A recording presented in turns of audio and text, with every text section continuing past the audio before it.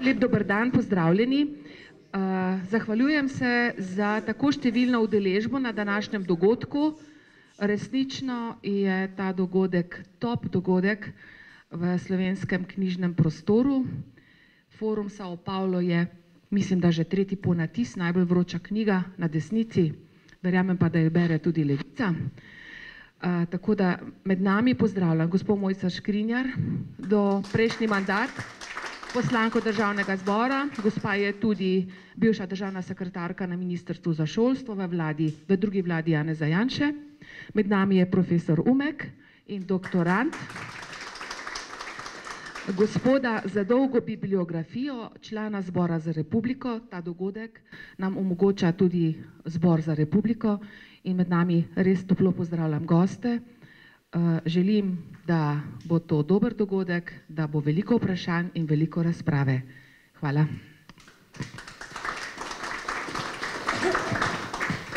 Lepo pozdravljeni v imenu nas treh, ki zastopamo Zbor za republiko. Zbor za republiko je ustanova, ki se trudi širiti zavedanje o demokraciji. In če preberete na Wikipediji, piše o zboru takole. Zbor za republiko je civilno-družbena organizacija, ki je bila ustanovljena 23. junija 2004 na njenem prvem shodu. Pobudo za ustanovitev je dalo 25 prvopodpisnikov. Mislim, doktor Umek, da ste vi zraven, da ste vi eden izmed temeljnih ustanoviteljev. In pravi tako naprej, samoopredelitev Zbora za republiko je podana v uvodnem besedilu. Zdi se, da je uresničen tisti slovenski nacionalni program, ki je bil predstavljen 57. številko Nove revije ter s pisateljsko ustavo in je bil nato udejanjen s plebiscitom za slovensko državo, novo ustavo, referendumom o evropski ter evroatlantski integraciji Slovenije ter nastopom članstva v EU. Vendar so prepričljiva tudi mnenja in ocene, da je bil navedeni program v celoti uresničen samo glede na njegove inštitucionalne okvire, glede na dejanska razmerja pa le delno. Za novo fasado Slovenskega doma je skrite še veliko nepospravljene prtljage iz prejšnjih časov, precej nereda v hiši in na dvorišču, veliko nepomotenega prahu in pajčevine ter še kako okostnjak v tej ali oni omari. Zbor za republiko ne bi bil forum posameznikov, ki bi želel ohranjati pridobitve iz preteklosti ali pripravljati prednosti za posamezno politično opcijo, ampak odprta politična struktura za odprto družbo. No in danes smo tudi zaradi tega, ker vidimo podoben prah, ki draži oči, pljuča in srce v Sloveniji in celotnem svetu. V knjigi, ki se bomo danes večkrat dotaknili, to je ta knjiga, Forum Sao Paulo, kulturna vojna, so nenavadne podobnosti med dogajanjem v Sloveniji, v Evropi, Severni in Južni Ameriki, skratka v zahodnem svetu. Podobnosti so tako močne, da se človek vpraša, ali ni morda vse vodeno iz istega centra. Odgovore najdemo v tej knjigi, nekaj pa vam jih bomo poskušali posredovati mi, ki se bomo osredotočili na dogajanje v Sloveniji. In z vami bomo danes dr. Jože Rant.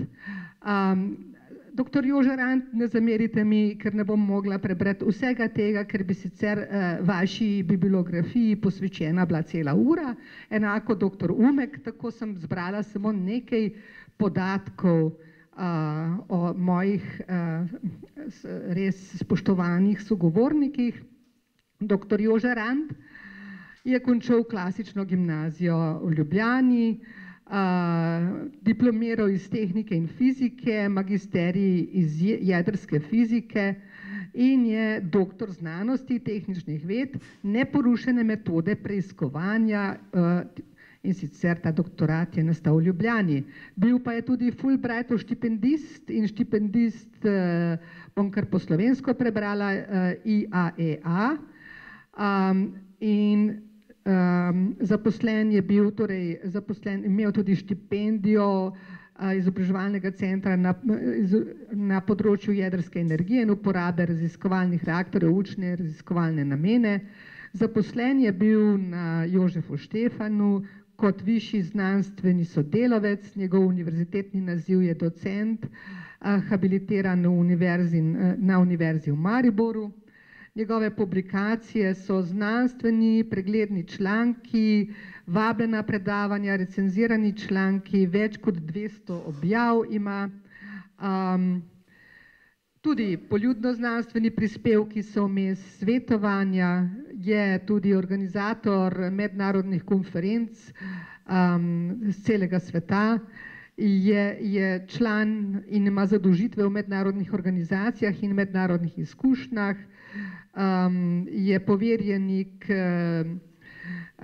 stranke, torej IJS za stike s tujimi bazami jedrskih podatkov in še mnogih drugih mednarodnih organizacij, sodeluje v strokovnih združenjih, naj povem samo od tule pol strani dolgega seznama: European Nuclear Society, Evropska nuklearna družba, potem American Society for Non-Destructive Testing, Slovensko društvo jedrskih strokovnjakov. Njegova strokovna znanja in izkušnje pa se nanašajo na nevtronsko radiografijo, jedrske metode odkrivanja eksplozivov, nevarnih snovi in jedrskih materialov, spektroskopijo žarkov gama, informacijski sistemi za jedrsko tehnologijo in v energetiki. Skratka, moram nehati, ker sicer bomo predolgi. Profesor dr. Andrej Umek pa je član nadzornega odbora SLS, je član strokovnega operativnega odbora, bil je dvakrat minister, enkrat prvič od leta 1993 do leta 1997 je bil minister za znanost in tehnologijo Republike Slovenije, drugič leta 2000 pa je bil minister za okolje in prostor Republike Slovenije. Kot član Slovenske demokratične zveze in Demosa je vodil mestni odbor Ljubljana. Sodeloval je v različnih razvojno-raziskovalnih institucijah v Sloveniji, Nemčiji in Švici. Od leta 1976 je bil na Univerzi v Mariboru zaposlen kot redni profesor in bil 3 mandate prorektor. Študij gradbeništva, vključno z diplomo in magisterijem, je opravil na Univerzi v Ljubljani, doktorski študij pa je zaključil v Združenih državah Amerike na Illinois Institute of Technology leta 1973 in je član European Ideas Network in uredniškega odbora European View. No in seveda bi tudi preveč časa trajalo, da še nadaljujemo z njegovimi kompetencami, o tem bo verjetno tudi še kaj sam povedal. Jaz pa sem Mojca Škrinjar, po poklicu sem učiteljica, profesorica angleščine in nemščine. Bila sem 15 let ravnateljica osnovne šole, na Ministrstvu za šolstvo sem bila generalna direktorica v mandatu 2004-2008 in državna sekretarka v mandatu 2012-2013. Bila sem tudi vodja organizacijske enote Zavoda za šolstvo v Kranju, bila sem direktorica Sirius Kamnik, to je Zavoda za invalidno mladino. Delala sem v študentskem domu Ljubljana, kjer sem se ukvarjala z igrivo prenovo, torej bivalnih prostorov, kakor tudi s projekti študentov in pa tudi digitalizacijo celotnega poslovanja. Bila sem tudi, potem sem delala tudi na Ministrstvu za izobraževanje in sicer sem zasnovala velik informacijski sistem in sicer pametna šola, ki vključuje vse vodenje, vse procese v šoli. čaka sedaj, da se programira. Več tisoč strani dolg projekt. In končala sem pa kot poslanka, kot nadomestna poslanka, sicer 2 leti, bili sta naporni, mislim pa, da bi bili ki so zdaj pred nami, bi bila še bolj. No? In danes smo z vami vsi trije. Doktor Jože Rant bo naš prvi govornik, in sicer ga bomo vprašali o napadu na kulturne institucije. Vemo, da je bil ukinjen muzej slovenske osamosvojitve in moje prvo vprašanje bi bilo, zakaj menite, da je potrebna pluralizacija muzejev, ali ne zadošča en muzej za celotno zgodovino, kot pravi sedanja ministrica za kulturo, dr. Asta Vrečko. Kakšno je vaše mnenje? Hvala lepa za besedo. Ja, začel bom z enim zelo starim rekom, ne? Kultura in prosveta, to naša bo osveta. In to velja tudi za naše razmere. Ne? Gremo za zgodovinski spomin. Zgodovinski spomin, ki nam pripoveduje, kaj se je nekoč zgodilo, kako se je zgodilo, zakaj se je zgodilo. Pri nas ljudeh, tudi v Sloveniji, je zgodovinski spomin kratkega roka. Mi običajno se ne spomnimo, kaj se je dogajalo mesec, 2 ali 3 nazaj. Zelo pomembno pa je, da se ljudje zavedajo vseh stvari, ki so pripeljale do zelo tragičnih dogodkov v naši domovini in naši državi. Glede našega muzeja osamosvojitve moram reči to, da je ukinitev tega muzeja en velik škandal, tako rekoč sabotaža slovenske samostojne države. Sen vseh Slovencev je bil skozi par sto let, posebno v zadnjih 150 let, kako priti do samostojne države, ki bo poskrbela za prosperiteto slovenskega naroda in vseh prebivalcev, tudi drugih, ni nujno, da so samo Slovenci, da bodo uživali v svobodi, v neki sproščeni demokratični družbi.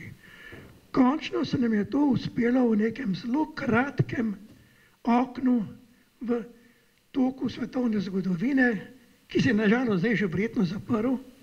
To je bilo od konca 80-ih let, od začetka 90-ih let, ko je propadal celotni totalitarni blok, Varšavski pakt, ko se je porušil potem Berlinski zid, ko so zacvetele vse ideje, kako priti do demokratične ureditve, kako preusmeriti se iz v bistvu zelo tragičnih časov komunistične tiranije v neko svobodno, ustvarjalno, demokratično družbo.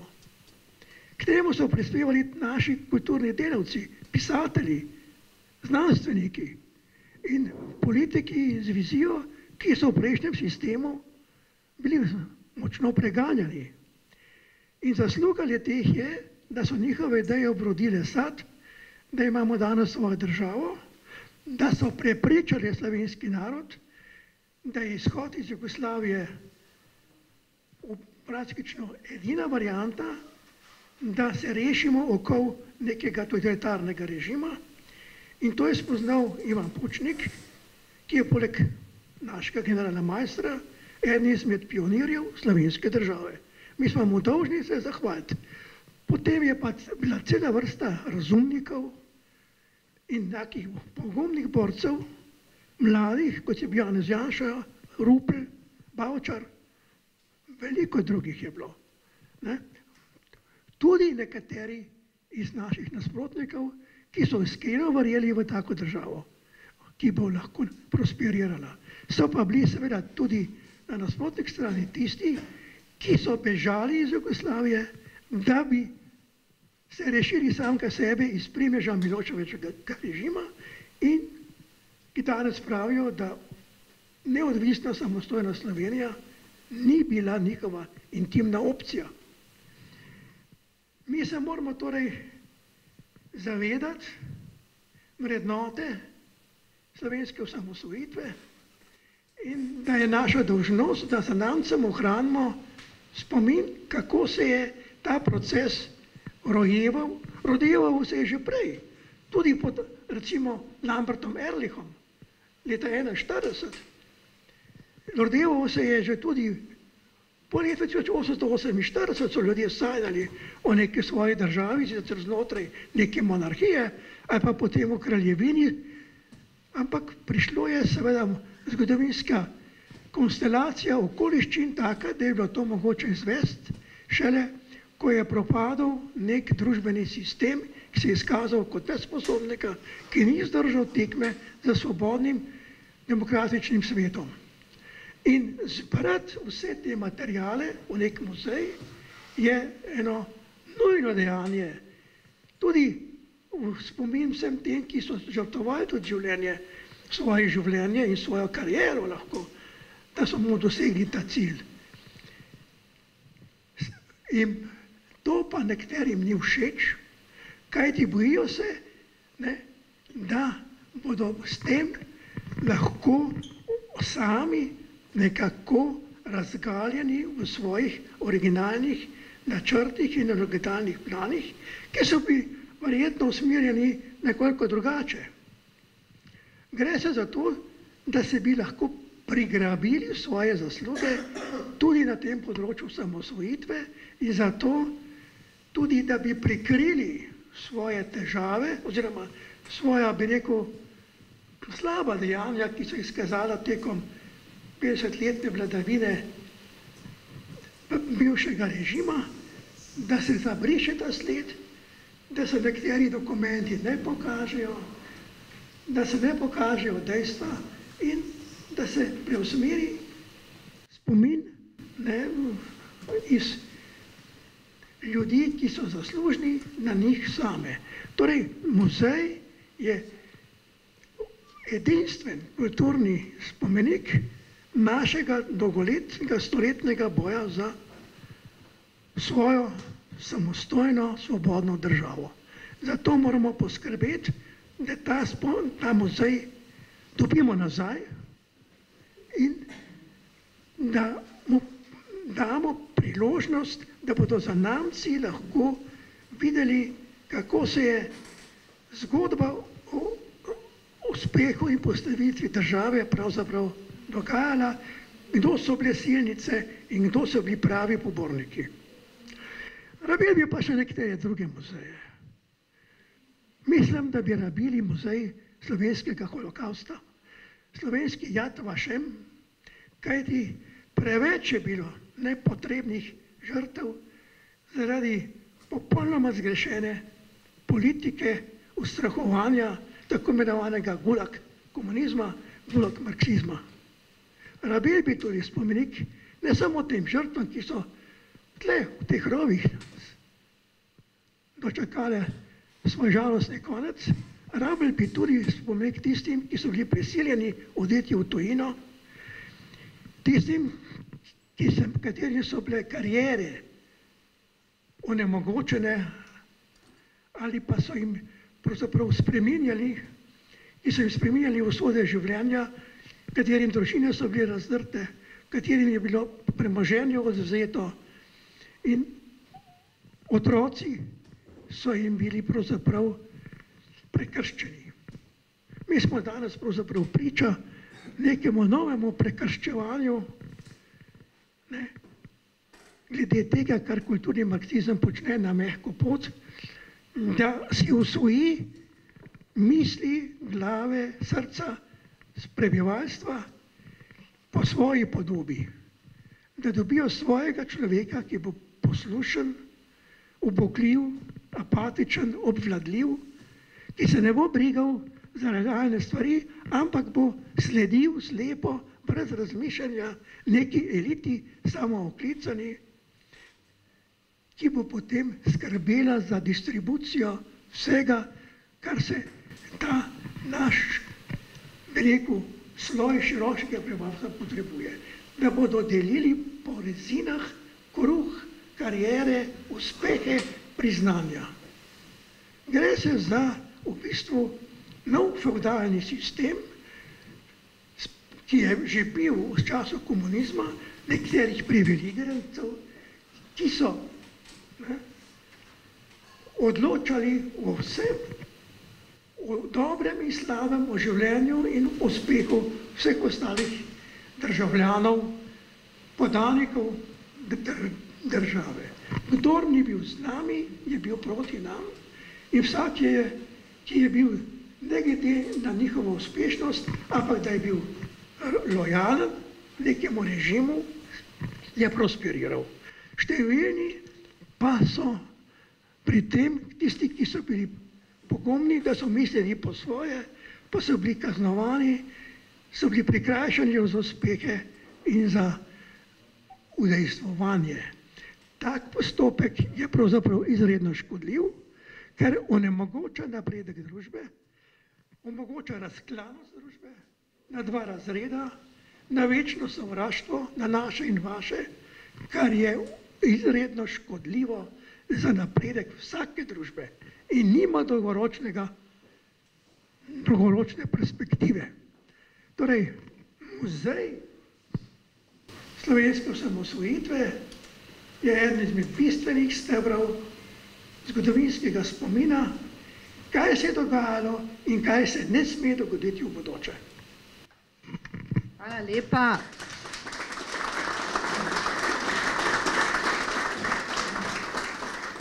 Hvala, da ste razvili tako lucidno misel.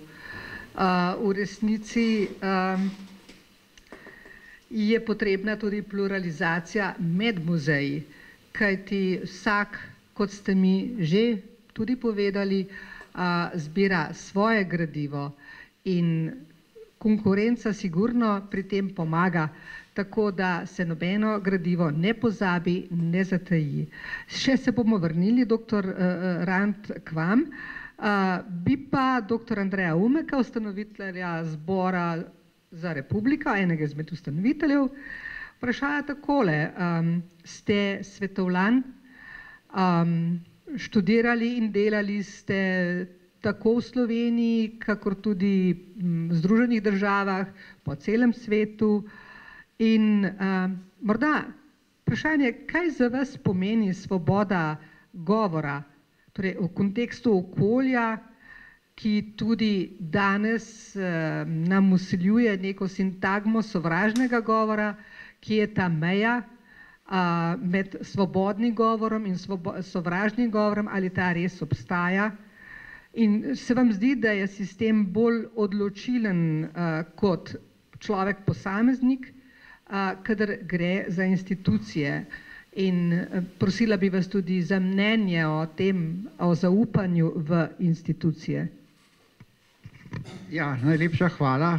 To so kar zahtevna vprašanja, bi jaz rekel. Poglejte, jaz bi začel in potem bom to utemeljil in odgovoril na ta vprašanja z tole knjigico od tega znamenitega avtorja, ki je nekako osnova tega našega sestanka, Zakaj kulturna vojna? Če gledamo Forum Sao Paulo, je inštrument te kulturne vojne, bistvo gre za kulturno vojno.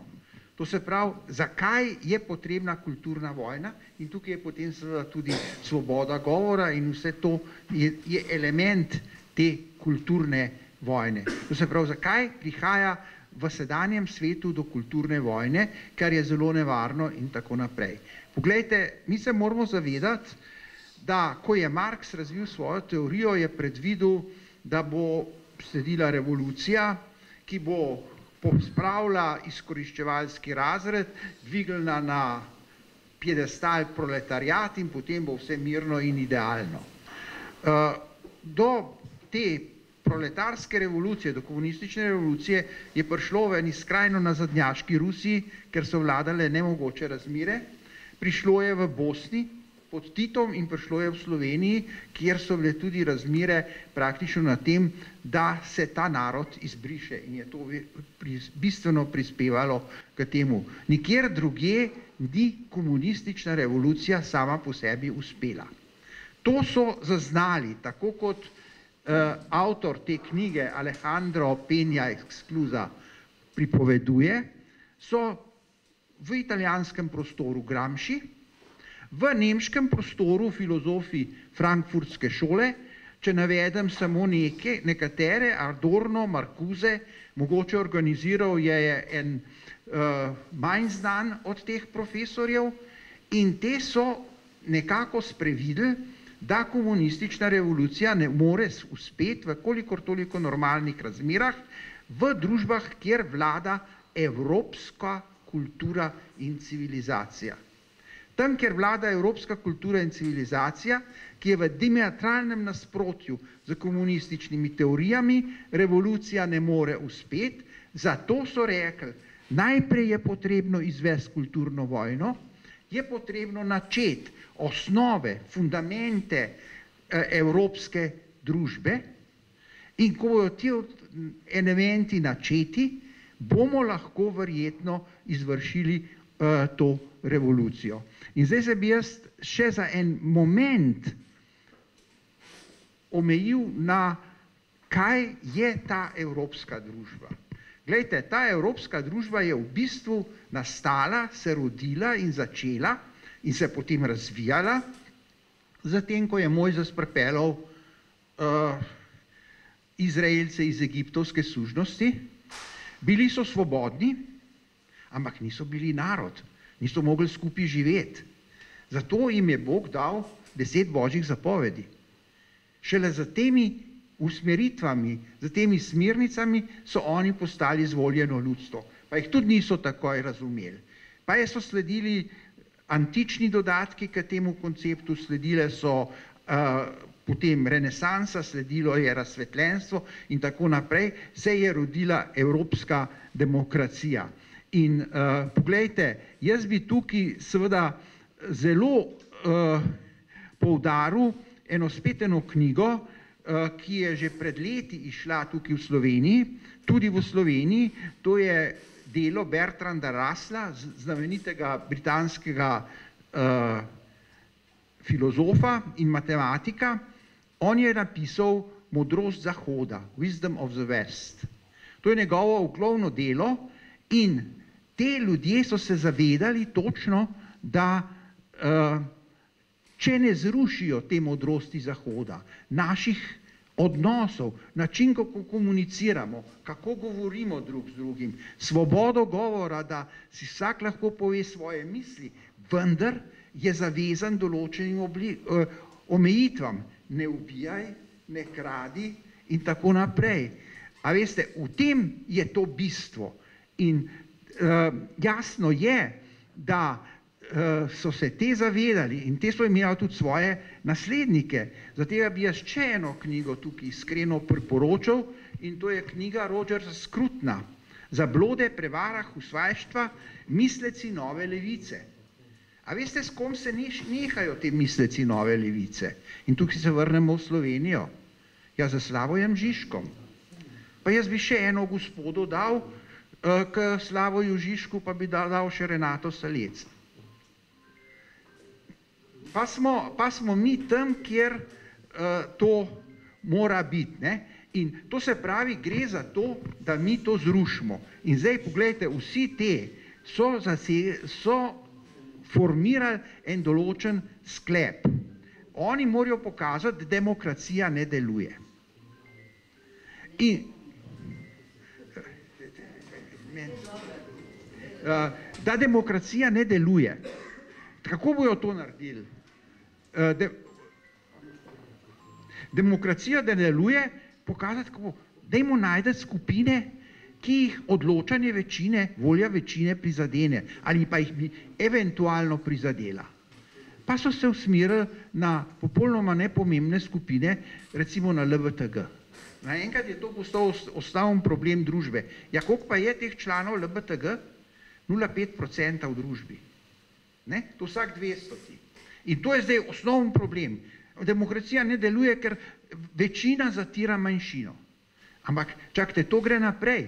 Zatega je, če gremo gledati spet originalno knjigo, ne, v Južni Ameriki, ja, beli osvajalci tako rekoč zatirajo domorodce in aboriđine in to naprej. To se pravi, to je njihov osnovni problem. Zrušiti to, kar mi govorimo. Zrušiti demokracijo, odločanje večine, večinske volitve, zaupanje v to, da večina deluje, seveda da deluje. Zatega, ker pogledajte, te probleme, ki sem jih navedel, rešuje recimo ustava, ker v ustavi so ta merila zarešena in večina, ki ne ruši ustave. In pogledajte, kaj se danes dogaja, kaj je največji cilj, spremeniti ustavo. To se pravi, tudi ustava v Sloveniji ne deluje. Nič ne deluje, ker edino tako lahko oni na svoj sistem gledajo. In če pogledamo potem, kako bomo še rušili evropsko civilizacijo, podpiramo migracije. Pogledajte to leto, pa boste videli, da se je število migrantov početvorilo. In še, zdaj, dajmo jih pa še tle ohraniti, prej so hodili naprej, ne, dajmo jih tle ohraniti, to se pravi, proti nacionalni državi, proti evropski bistvu. Evropsko bistvo ni melting pot, ni talilni lonec, kot je Amerika, je zveza nacionalnih držav. In to, kar je prej Jože omenil, pogledajte, ko smo mi začeli našo pot k samostojnosti, smo jo začeli zahtevo enotna slovenska država pod Habsburško krono. To je bilo leto 1948 in ko smo leta 1989 oblikovali Majniško deklaracijo 1989, smo to zamenjali z Evropo. To se pravi neodvisna, samostojna Slovenija, Slovenija, država slovenskega naroda, kjer bomo uresničevali svoje enakopravno, svoje osnovne principe. In to je treba zrušiti. To se pravi, te osnovne principe demokracije, to so migracije, marginalne skupine in tretja, ki se jo ta naša vlada ravno tako loteva, da zruši ta evropskost tega, je davčni sistem. Davčni sistem je namenjen ne zato, da jaz določene skupine zatiram. Če pogledate recimo današnji revolt kmetov, potem boste videli, da so jih pretirano zahtevali. Zakaj? Zaradi tega, da bi v bistvu svobodnega producenta kmeta. Jaz sem vedno rekel, jaz bom zadovoljen takrat, ko boš prišel na kmetijo, pa boš spet pozdravil, Bog da je gospodar.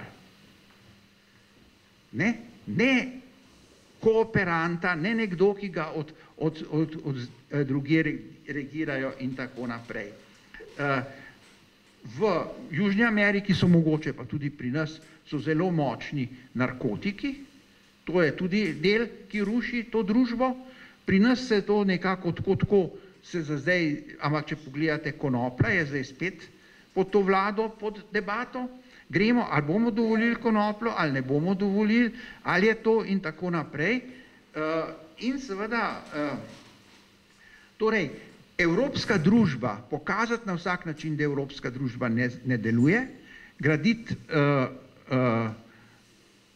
novo družbo na osnovi tega, sej to, kar imate, itak ne deluje, pridite k nam, pa boste vsi, in to je točno to, če pogledate recimo volilno kampanjo Gibanja Svoboda, ali kakor temu rečete, boste točno te elemente v tem videli. To so te elementi uničevanja evropske družbe in jaz bi samo še nekaj omenil.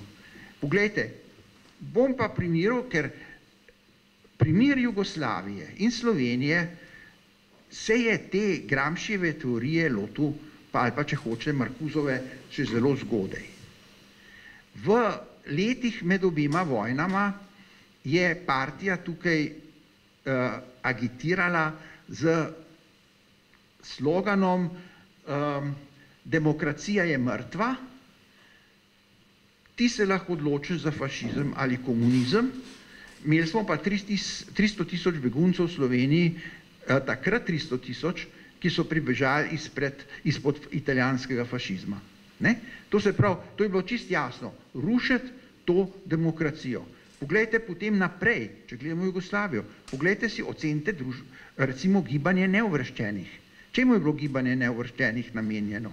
Aha, preprečiti, da bi te novo osvobojene države izpod kolonialnega jarma ostale v okviru evropske civilizacije, zapeljati jih je nekim drugega in jih nekaj drugega naučiti. Dobro, ni jim to čisto ratalo, ampak te pojavi so bili do naslednjega in če vi gledate tudi zdaj, če pogledate perestrojka, kaj je to pomenilo? Prestrukturiranje sistema, ne pa ukinitev sistema. To se pravi, nikoli ni bilo. Pri nas smo so bolj spretno to imenovali sestop z oblasti, kar je bilo še več interes. In pogledajte, edina država komunistična, ki je uspela v perestrojki, je Kitajska. In zdaj Kitajska ogroža cel svet in če s tem bom jaz danes zdaj nehal, pogledajte, kje se povezuje ta forum Sao Paulo? Eden glavnih nosilcev foruma Sao Paulo, sedanji brazilski in soustanovitelj, sedanji brazilski predsednik Lula da Silva, ja, kje pa je bil? Na Kitajskem. To se pravi, ustvarja se nov komunistični blok s spoštovanjem te kulturne vojne, z upanjem, da bojo za kulturno vojno uničili evropsko družbo in tako omogočili prihod komunistov na oblast. To je celotna zbirka, o tej piše Lula da Silva, jaz sem pa še to knjigo Misleci nove levice, to se splača, Scrutona se splača prebrati, ker tudi tukaj vidite vi, kako se ta v bistvu onačuje. In poglejte, zdaj pa, če se vrnem na tisto vprašanje, gledajte, govor, odkrit govor, povedati svoje mišljenje je osnova, če hoče človeška družba med sabo živeti, tako kot jo mi poznamo, bom pa rekel evropska družba. Mi smo vajeni povedati svoje mnenje, imamo svoje mnenje, imamo svoje somišljenike, imamo svoje nasprotnike, do katerih se obnašamo spoštljivo in tukaj ni nobenega prepreke. Čim upeljem jaz pojem sovražnega govora, poslušajte, čim upeljem jaz ta pojem, jaz nekoga omejujem v izražanju njegove volje. On je lahko nevlikan, lahko je grob, lahko je prostaški in jaz tega ne odobravam, ampak če ga jaz preprečim z sodno, z tako in drugo pritiskom, pomeni, da sem mu jaz preprečil povedati njegovo mnenje, pa kakor naj bo ta človek recimo nedostojen ali nespoštljiv. Ampak jaz moram primarno, ljudje, ki hočejo demokratično med sabo komunicirati, morajo imeti možnost povedati svoje mnenje. Če bomo mi to zrušili in sledili samo nekim vzornikom, nekim lažnim prerokom, tako kot to pripravi Scruton ali tako kot to ta Alejandro Peña Exclusa pove, potem bomo mi prišli prej ali slej v diktaturo. Potem pridemo do dvopolnega sistema, v katerem bo en pol prevladal. To smo že vse doživeli in tega ne bi radi ponovno doživeli.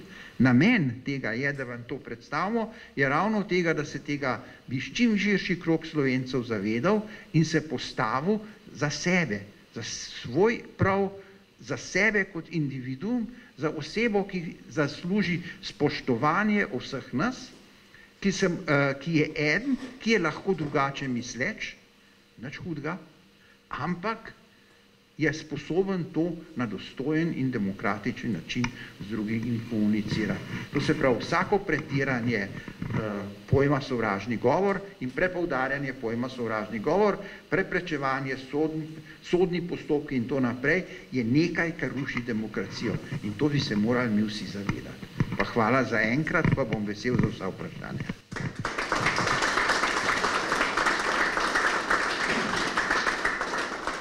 Hvala lepa za te prodorne misli, ampak pogovorimo se še o tem, kako pa se demokracija lahko širi ali zatira s pomočjo medijev. In tukaj odpiram vprašanje o današnji RTV, o javni RTV, kjer se mnogokrat sliši, da tistih, ki je, se veste, kakšnih več, želi vendarle popolno prevlado. Kaj menite o tem, dr. Rand? Mediji so danes pravzaprav peta veja državne oblasti, posebno takrat, kadar so pristranski, kadar so v rokah ene politične opcije in kadar njihovi novinarji postanejo politični aktivisti. Mi imamo pa danes pravzaprav z Slovenskim RTV-jem ta problem, da so ga do sedaj upravljali ljudje, ki so bili že takrat nastavljeni kot zvočniki ene politične opcije in ki so potem našli mesto v vseh kasnejših levih vladah.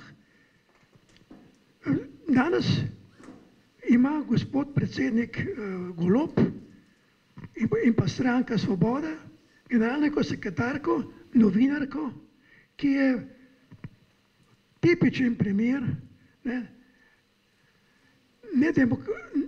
neuravnoteženega novinarskega dela, ki je v bistvu propagator, agitprop neke politične misli. Neodvisnost medijev je imperativ, če hoče država prosperirati in da omogoča oplajanje idej, ki se sicer mogoče nasprotujejo, ampak na koncu koncev se izlušči neka optimalna rešitev na vrsti področji delovanja države. V zdravstvu, v ekonomiji, vojski, v obrambi, kjerkoli hočete. Zasedba medijev z ene politične strani je v bistvu okupacija, je že uvod v neko diktaturo.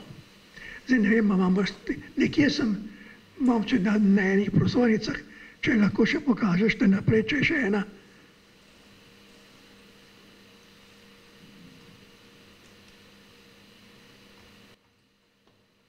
No, prvič, mediji lahko prispevajo k uravnoteženemu delovanju družbe, prispevajo k umirjanju različnih političnih strasti in nasprotij.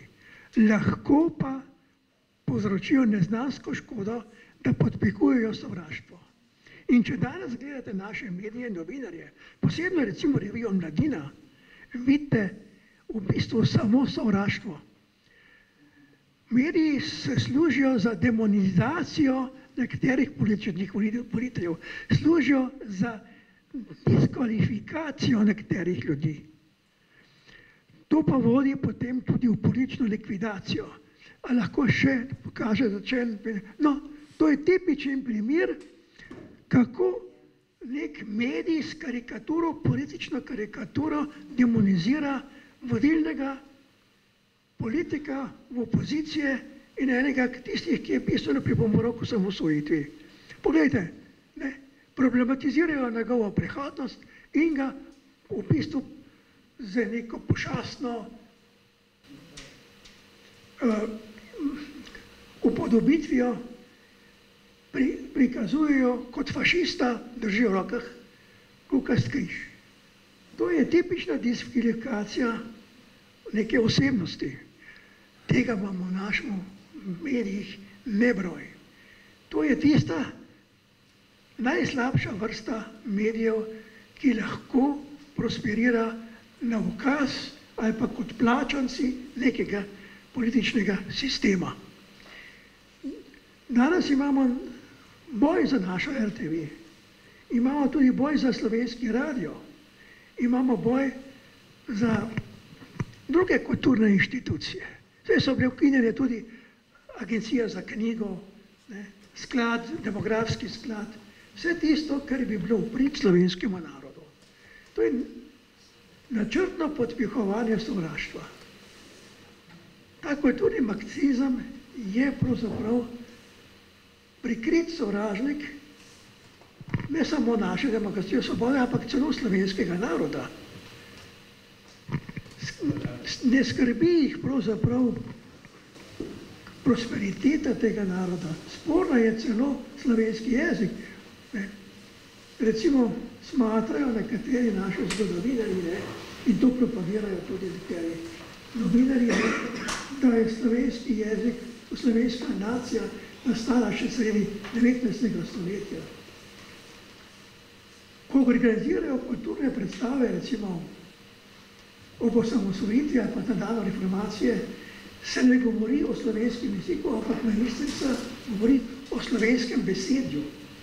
Mi nismo govorili slovenskih narečij, mi smo govorili narečja, ne pa slovenskega jezika. Kanadanci, nekatere naše akademike, niso bili Slovenci. Bog ve, kaj so bili, neka multikulturna mešanica,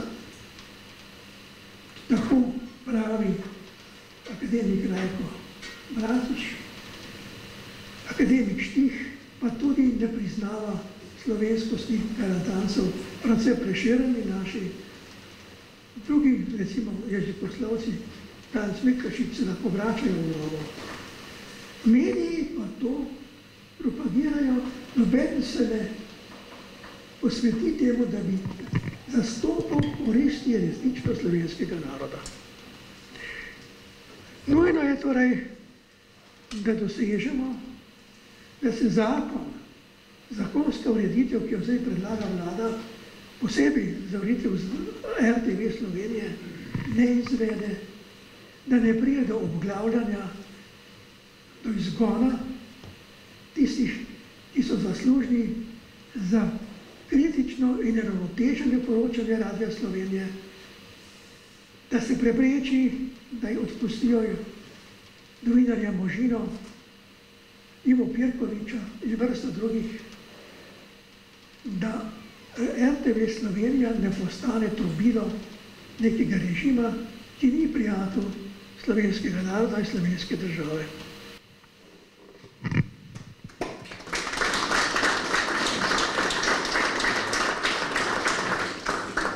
Ja, vaše besede o slovenskem jeziku, pa naj poskušam še jaz nekaj o tem povedati.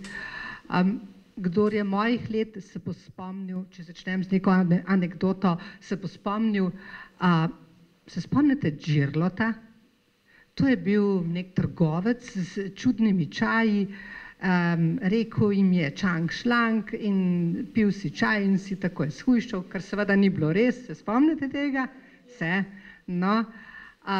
On je uvedel tudi besedo v svojih letakih zamrzivač, ker je prodajal tudi zmrzovalne skrinje. Zdaj se lahko sicer prepiramo, a je to zmrzovalna skrinja, ker je noter vse zmrznjeno, ali je zamrzovalna skrinja, ker skrinja to pač počne, da zamrzne. Ampak v resnici se naš slovenski jezik kvari. Pa ne le od zunaj, tudi od znotraj. Danes boste našli na socialnih omrežjih kup slenga, to je pač nekaj, kar se tudi mladi izražajo, za kar jaz mislim, da ni taka nevarnost, ker je to pač prehodnega značaja in ker sodi samo v eno vrsto debate in ker to na koncu koncev vsi prerastemo. Bolj me skrbi to, da mladi, ki so maturirali, ki so danes študentje, in celo tisti, ki že opravljajo svoje delo, napišejo, da ne bi hoteli nečesa narediti. Ne bi, pa napišejo skupaj. Ne bi, ampak ne bi skupaj. Ali pa ne bo, ne bo. Ne bo skupaj. To je seveda srbizem, uvožen, kar ni prav. Srbski jezik je lep in je prav, da je v Srbiji lep, slovenski jezik je pa lep v Sloveniji in ga takega ohranimo. Skrbi me pa, da nekdo lahko maturira, pa vendarle takole govori. Ne boste verjeli, to je slika zaslona današnjega tvita Ministrstva za digitalno družbo. Poslušajte me. Osnovnošolcem ob določenih internetnih vsebinah ne rabi biti neprijetno. Oprostite, to ni slovenščina. Še manj pa to pritiče izrazoslovju nekega ministrstva. In tukaj z tega mesta lahko rečem, sram naj jih bo v dno duše. In to je še namenjeno osnovnošolcem, še vzgojno, res grozljivo. No, ampak to ni edina stvar, ki je, kar jaz mislim, da je napad na slovenski jezik. Napad je tudi to, da je dolgo časa visel, pa morda zdaj zopet visi, na spletni strani Ministrstva za delo, nek pravilnik o uporabi slovenskega jezika v uradnih dokumentih, ki ga je potem Mestna občina Ljubljana tudi povsem posvojila in sprejela z večino, z Jankovićevo večino. In sicer se pa glasi tole takole. Če bi hotela povedati, kaj vsebuje, vam moram takole reči, kako se nekaj napiše po tem pravilniku.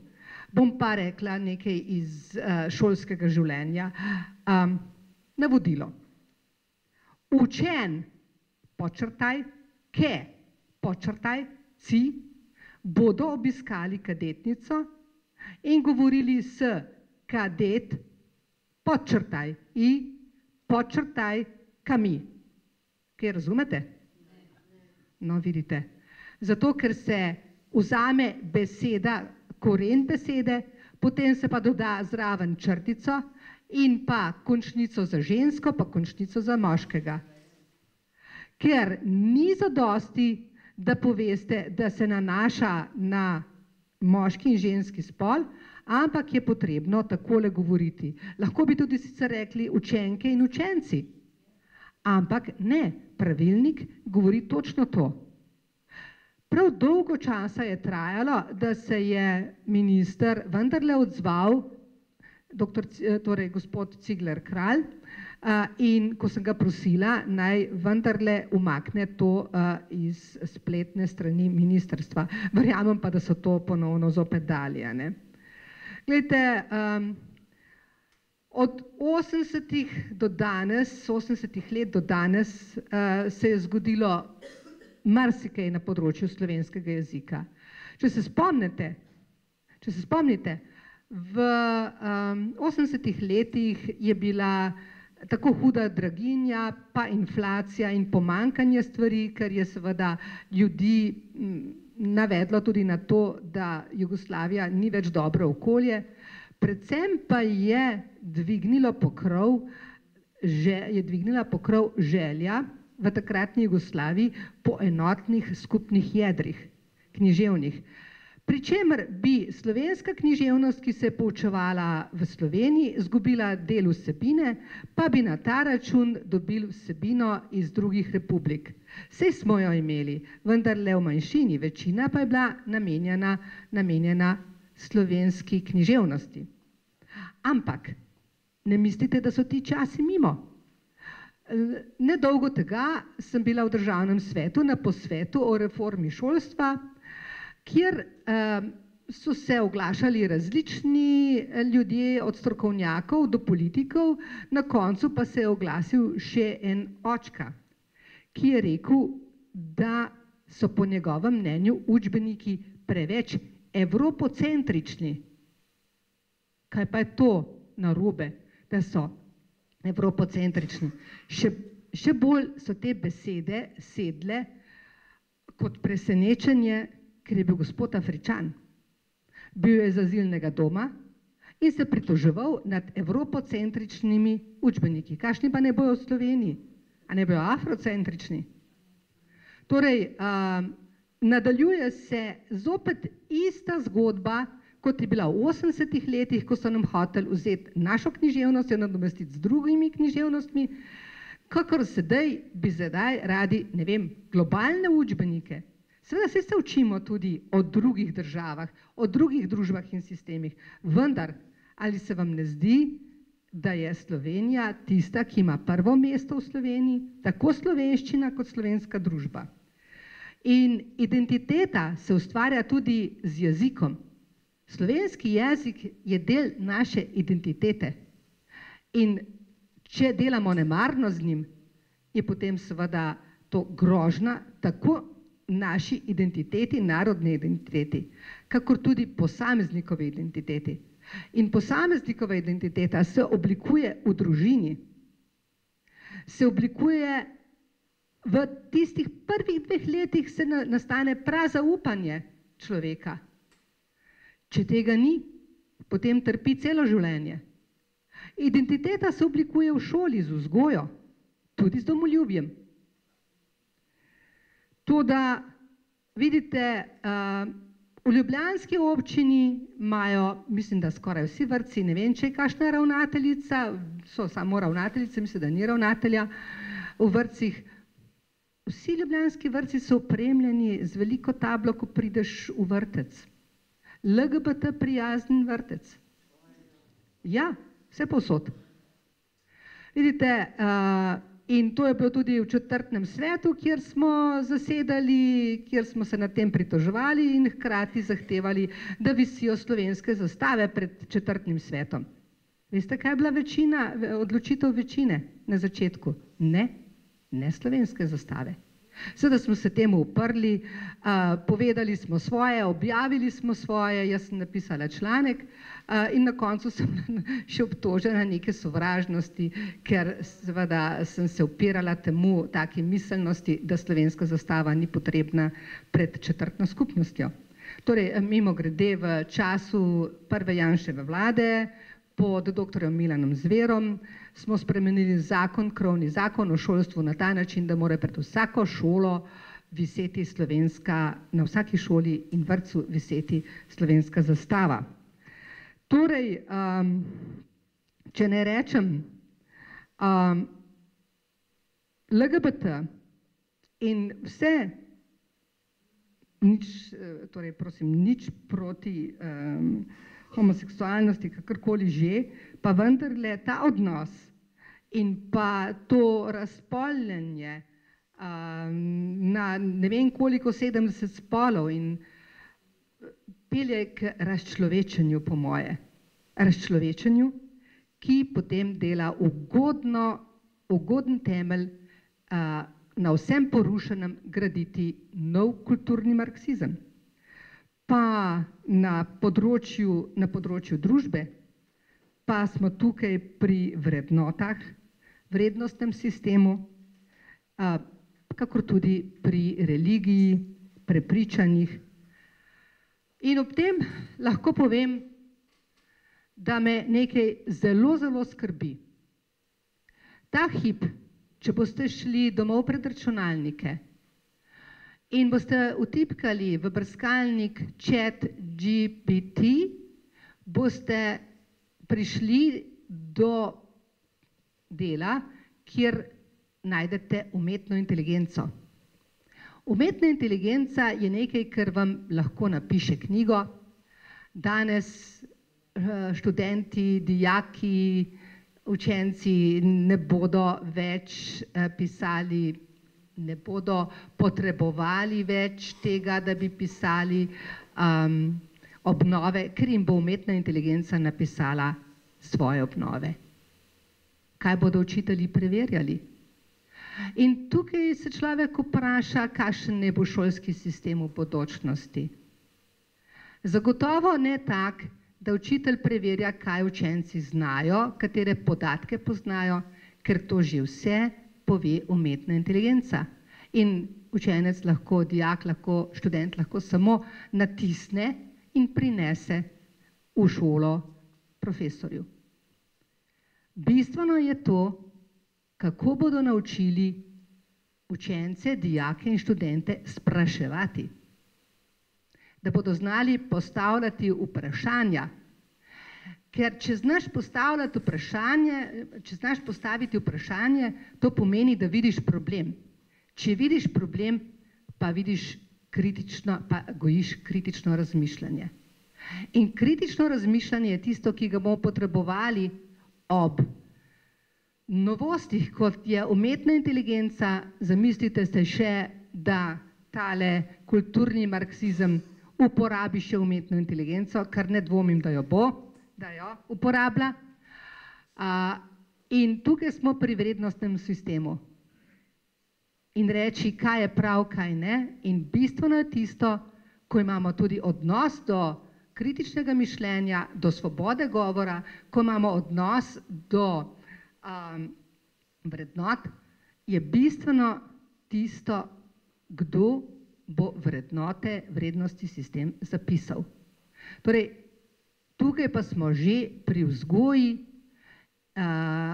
vzgoji človeka, ki bi ga morala vzgajati šola, ki bi ga morala vzgajati kultura, ki je naloga šole, ki je naloga kulturnih institucij.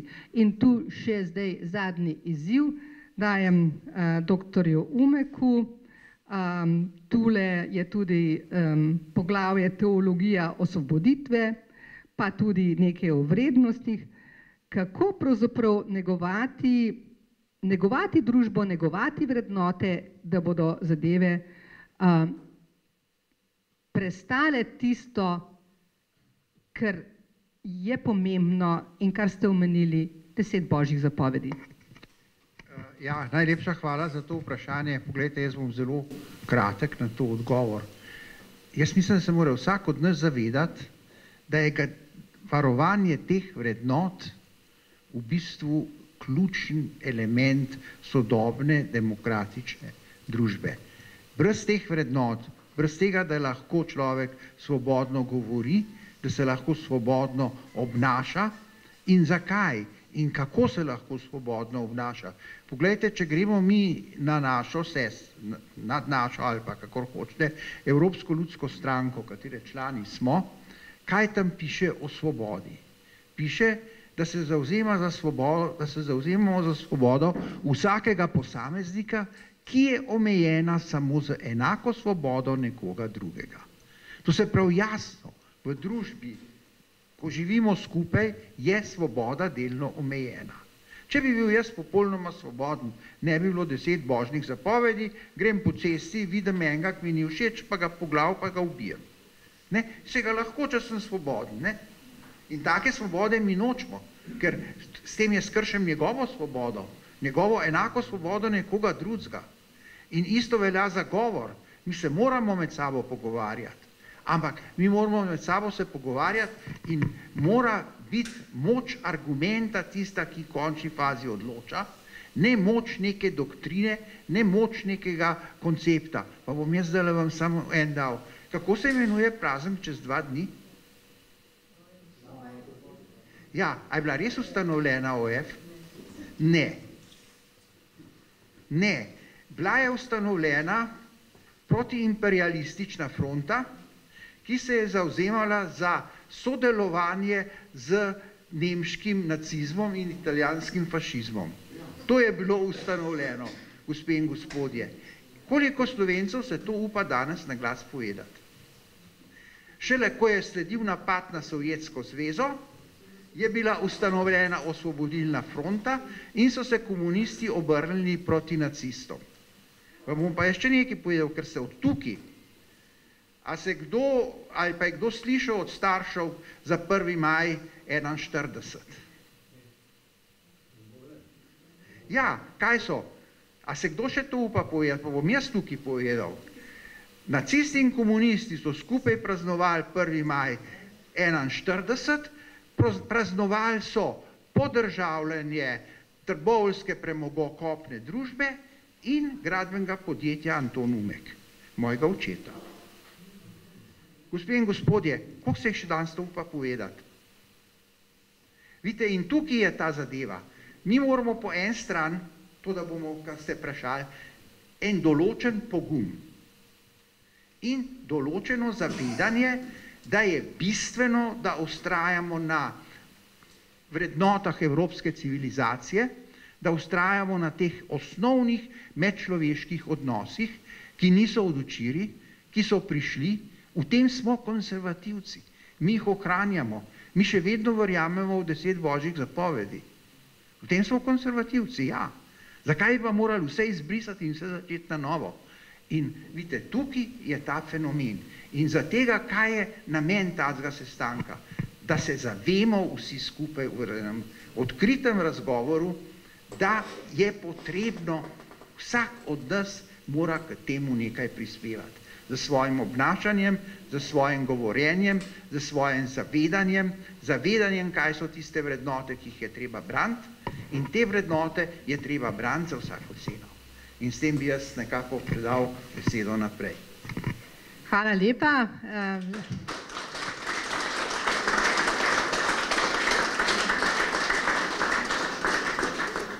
Vesela sem te, bom rekla, nekako zaključne misli o vrednotah in o dolžnosti vseh nas.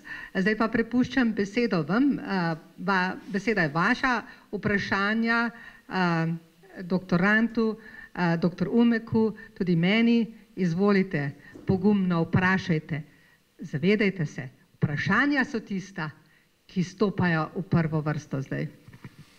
Izvolite.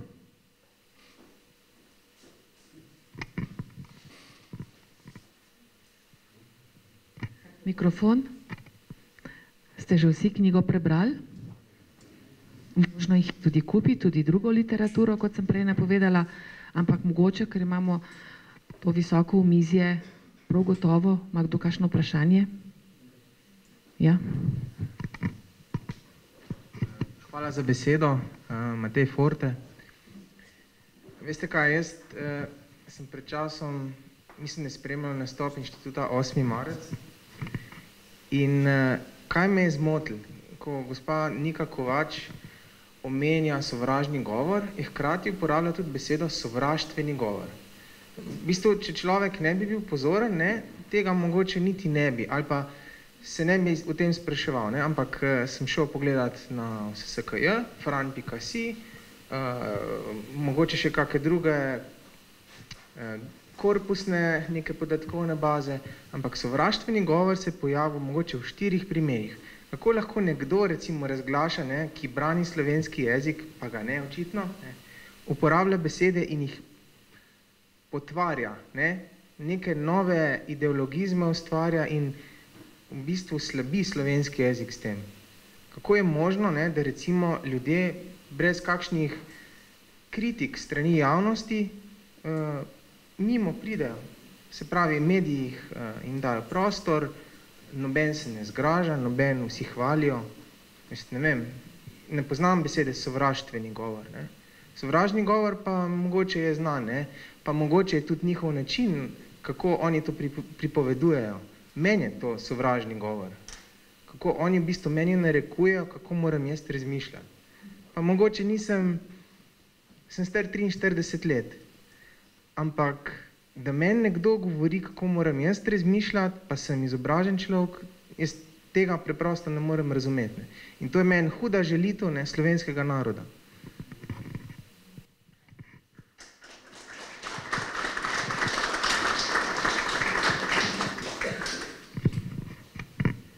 Bi kdo pokomentiral to? Predvsem se ne smemo ustrašiti.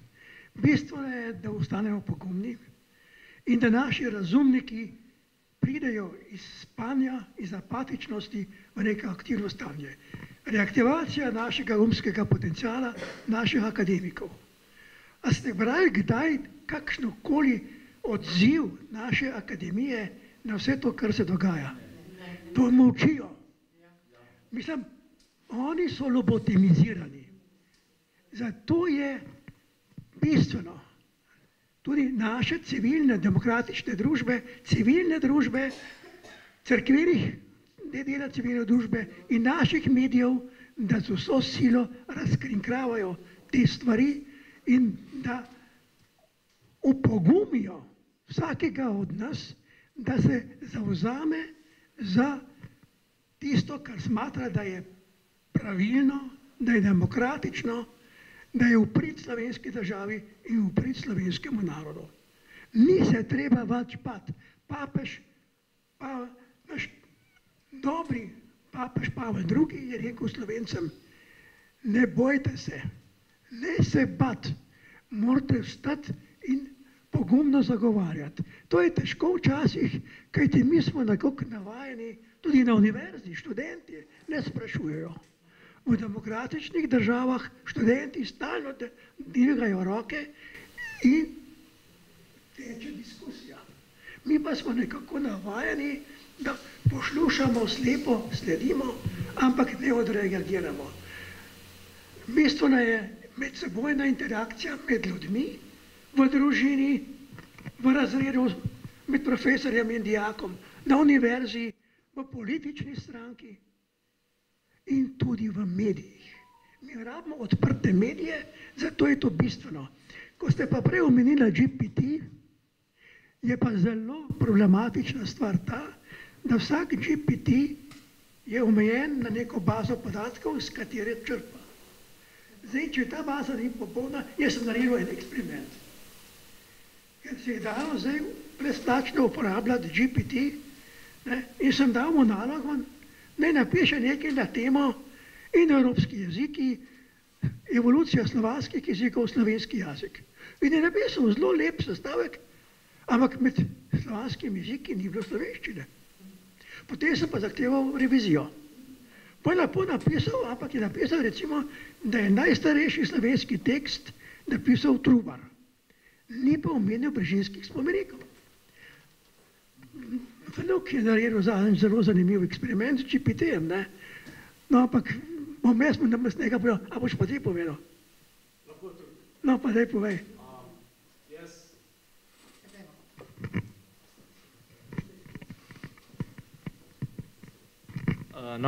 Jaz sem Jože Rant in sem vnuk doktora Jožeta Ranta.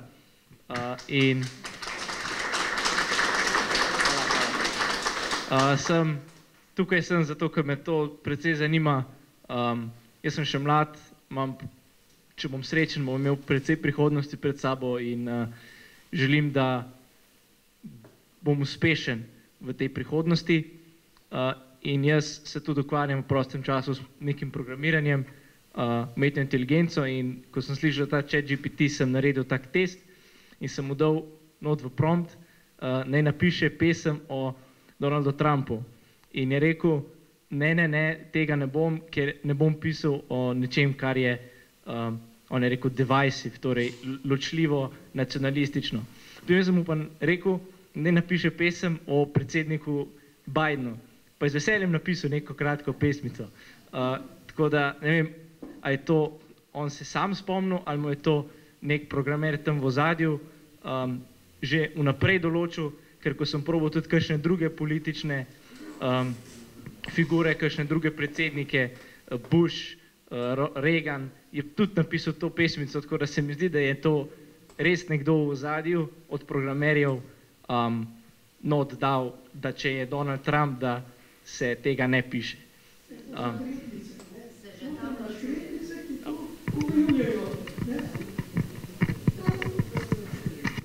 Hvala, če se lahko še jaz oglasim, pa potem prosim. Torej, glede na to, kar naš mladi gospod Rant pove, pa kar je bilo do zdaj rečeno, gre pravzaprav za resetiranje svetovnega reda, ne. Prihaja pa to iz Amerike. Tam recimo gospa Nika Kovač je pogosto v Ameriki in prejema sredstva od gospoda Baracka Obame.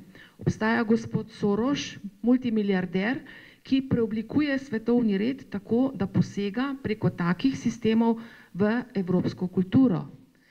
Gospod Žižek je prav gotovo tudi del te zgodbe. Minister za solidarno prihodnost je bil zaposlen na venezuelskem veleposlaništvu. Venezuela je jedro, bom rekla, zalege, ki vpliva na svetovni red in ki potvarja pravzaprav nekako to nacionalno, bom rekla, zavednost, ki jo imamo v Evropi, vse države, mislim, da še. Torej, zlo žal prihaja iz Amerike, podprto je z milijardami, ker zanimivo pa je, da se ta ultralevičarska ideologija povezuje z multinacionalkami, z milijardami, na koncu imajo verjetno isti cilj.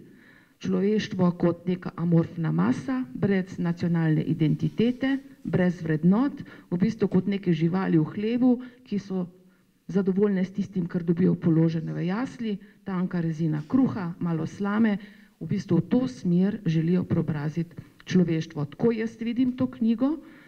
Stara sem 65 let, živela sem ne samo v Sloveniji, živela sem tudi v tujini in ko sem to knjigo prebrala in ko sem se zamislila nad svojim življenjem, sem ugotovila, da me kulturni marksizem spremlja, odkar sem vstopila v šolo v Sloveniji, nadaljevala šolo na Bavarskem, ki je zelo katoliška cerkev, vendar sem tam zaznala te posege, ki sem jih kot gimnazist, jaz sem imela recimo, me zanimal zelo filozofija pa verstva, ne? In tam so nam že v to smer filozofijo, v bistvu kako mora svet se razviti v to smer, ki ga pridiga pravzaprav ta kulturni marksizem.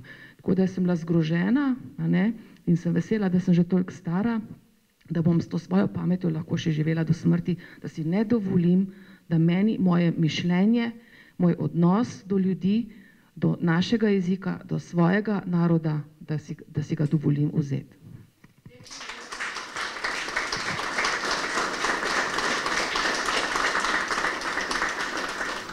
Hvala. Preden dam doktorantu še besedo, ker ima še nekaj povedati pomembnega, bi rada spomnila vse vas, ki se sigurno spomnite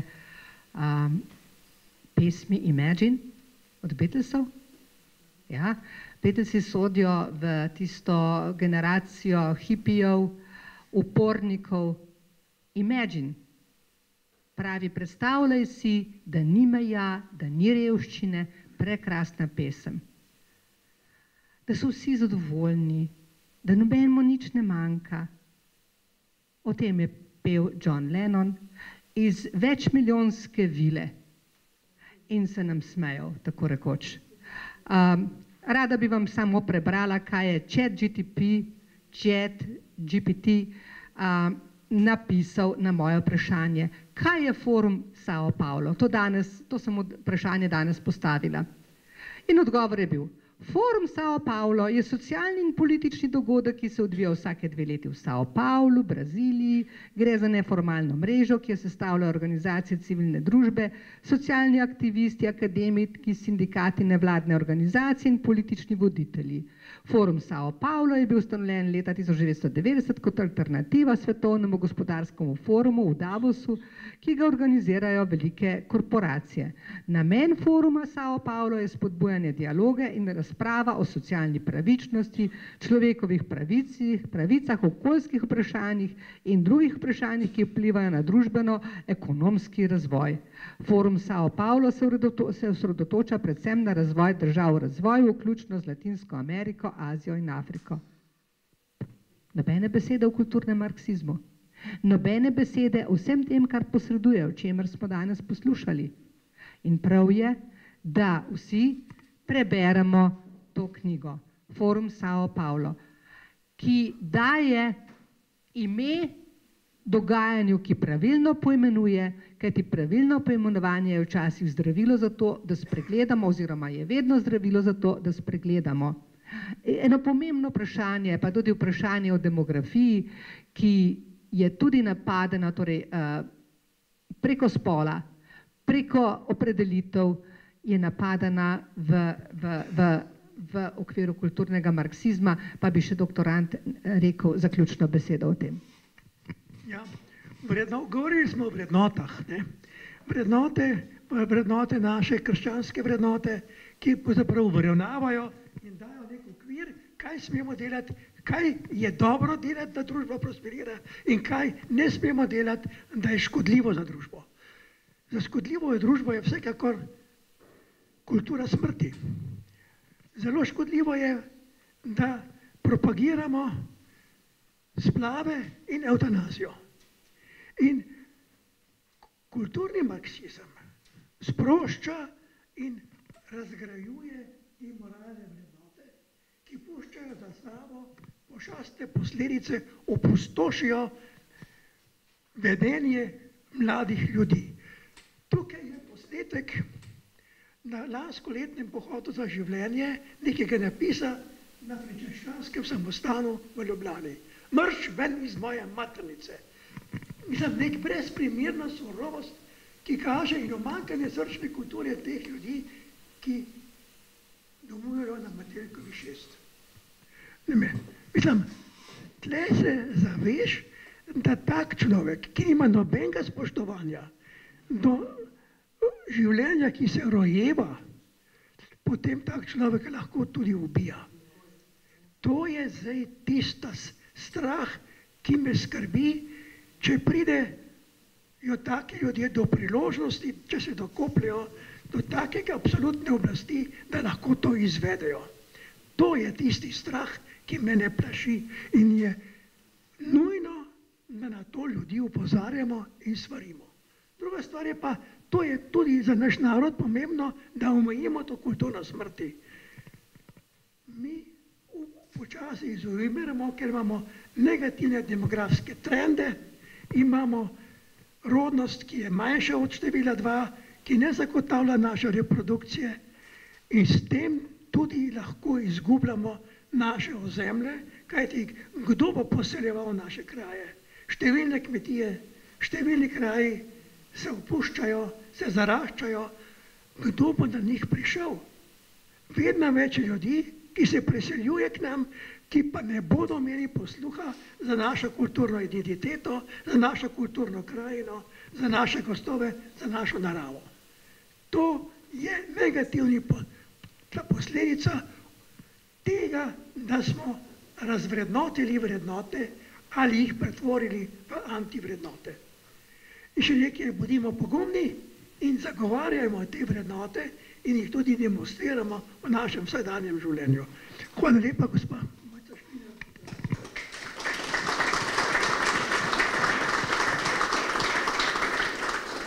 Kot je rekla dr. Alenka Forte, naša današnja gostiteljica skupaj z odborom, tukajšnjim odborom, kulturni marksizem se nas je vseh dotaknil, ne da bi vedeli, živeli smo ob njem, šel je skozi nas, vplival bolj ali manj, pomembno pa je, da se zavedamo tega, da ga zavrnemo in da sledimo temu, kar je zdajle pravkar povedal dr. Rant, gre za preživetje naroda, kar zadeva demografijo in gre za preživetje naroda v tem delu, kar je govoril dr.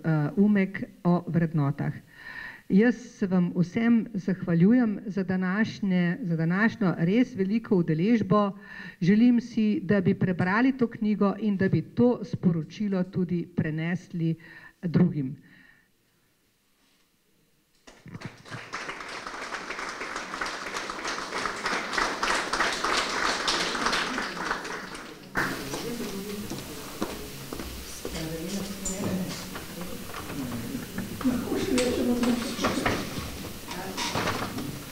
Še beseda?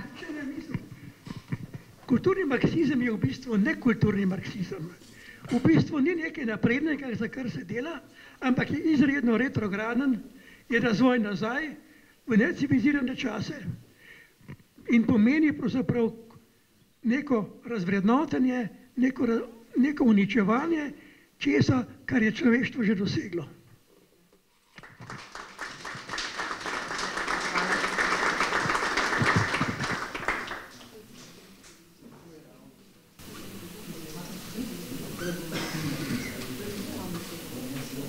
Zdaj nam še ostane prijetna dolžnost, da se našim tem govornikom zahvalim za lepo predstavitev knjige San Paulo. Jaz bi bom povedal vas vseh predal knjigo zgodovine 250 let rudarjenja v Zagorju.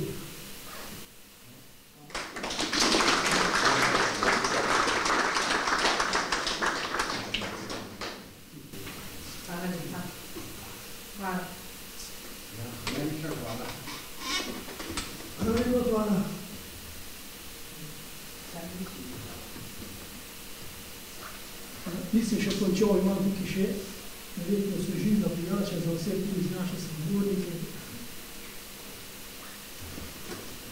Hvala lepa. Hvala.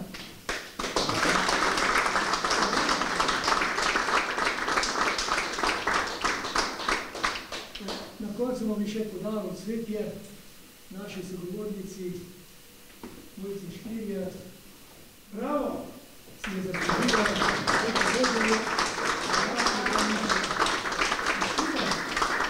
imam pa še en šopek za našo drago Lenko, ki je delala leta 2020 z nami, z našim občinskim zborom, kot kandidatka za državni zbor Republike Slovenije.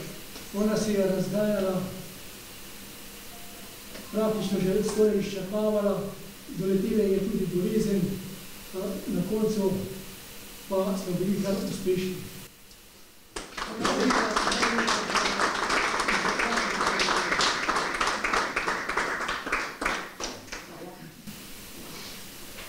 Čisto za na konc pa prijetno druženje v sosednji sobi, malo bomo prigrizli, popili in podebatirali. Kar nismo uspeli. Zdaj bomo pa kar še